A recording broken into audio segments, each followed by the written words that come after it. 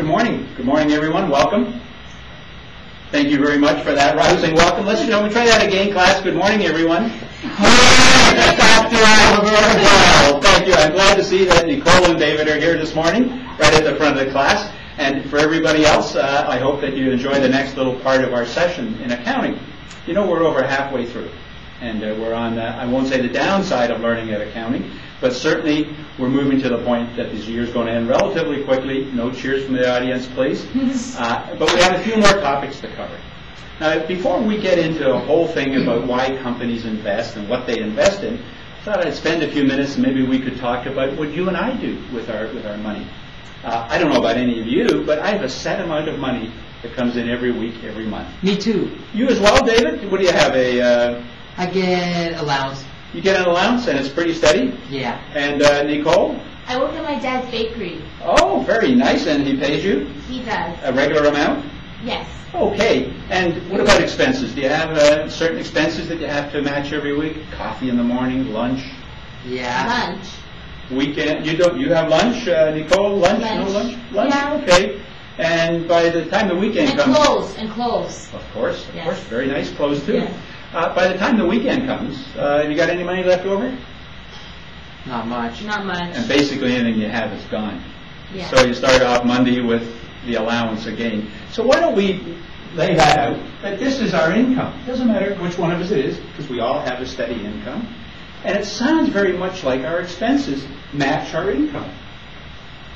But what happens partway through the year? Nicole wants to buy an iPod. So she doesn't have quite enough money. I have one already. You have one. She wants to buy it. She wants to buy a touch then. Yes. Would you like to buy a touch? No.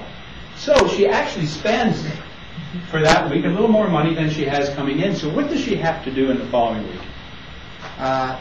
She probably has to save. She probably has to cut back on her expenditures until she gets back into line. Now, with this type of revenue stream, we'll call it allowances, income, etc., we're never really in a position to do much more than what we do every day. Buy coffee, have lunch, buy clothes, go out on the weekend. But what if we want to do something more? Is there any other time of the year when we might actually get some more money? David, any idea? Well, we have a garage sale in May, my family, and I got all this stuff in the basement, and last year I made $75. Wow, okay, so this is January and this is December. It so happens that David's regular income spikes in May. So all of a sudden he's got a little extra money in May. And my birthday. Birthday, great. When's your birthday? In July. You're a July baby, yeah? There we go, and she gets money. And David, when's your birthday?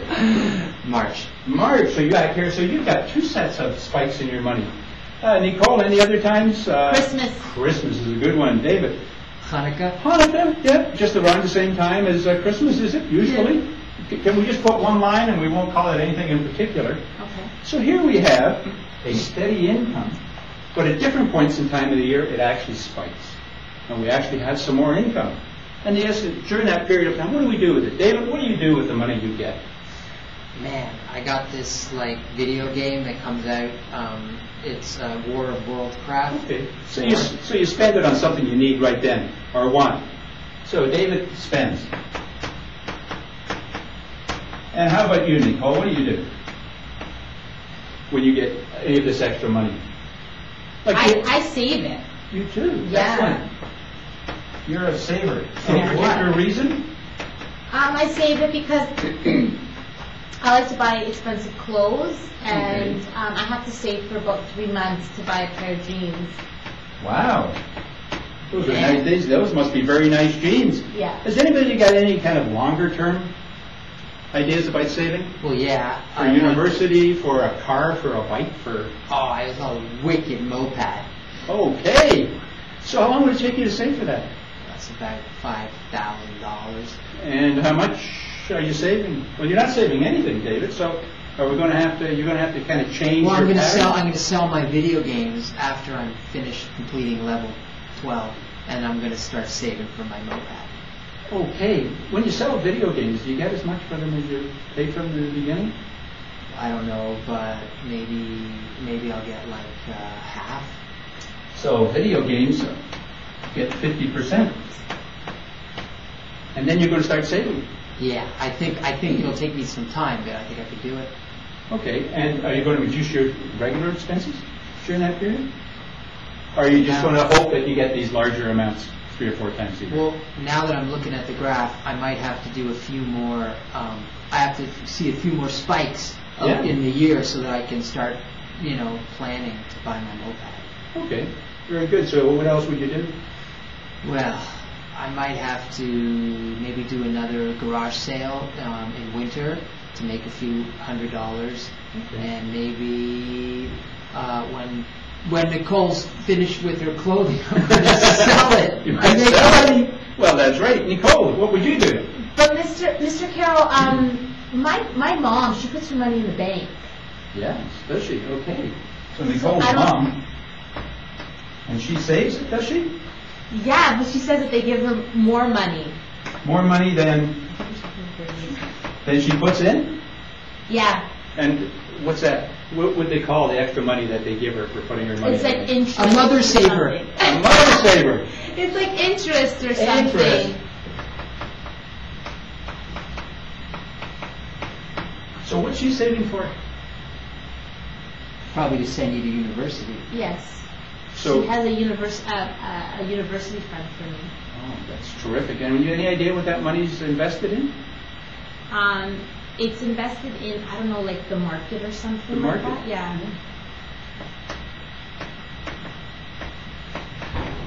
Well, as you can see, we all have to deal with issues of income, how much money we get on a regular basis, periods when we actually get some more money, and periods when we have to lower our expenditures because we've spent some money in the past.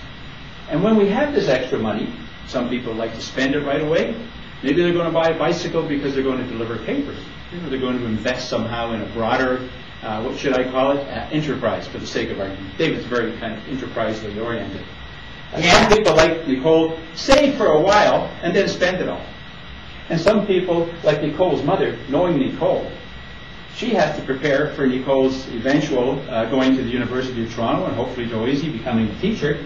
And it's going to cost a fair amount of money, so her mother invests both in a bank and gets some interest, which gives her access to the money in the short term, or in the market, because she has a longer term horizon. And so she wants to invest where she thinks she can get larger returns, but that has to be a little farther in the future, she thinks. So we have people with very different types of spending and investment patterns here. And did you know this is very much like what a company does? Its revenues are generally even, its expenditures are generally even, but during the year it will have periods. If it's making candy, it'll be at Halloween. If it's preparing school clothes, it'll be in August. If it's doing Christmas gifts, it'll be in November and December. And they will have spikes in income. Oh, I get it. And so this class is really all about what do companies do when they have extra money or when they want to invest. Thank you. Oh, you can turn that off anyway. You can edit it. You can edit it, right?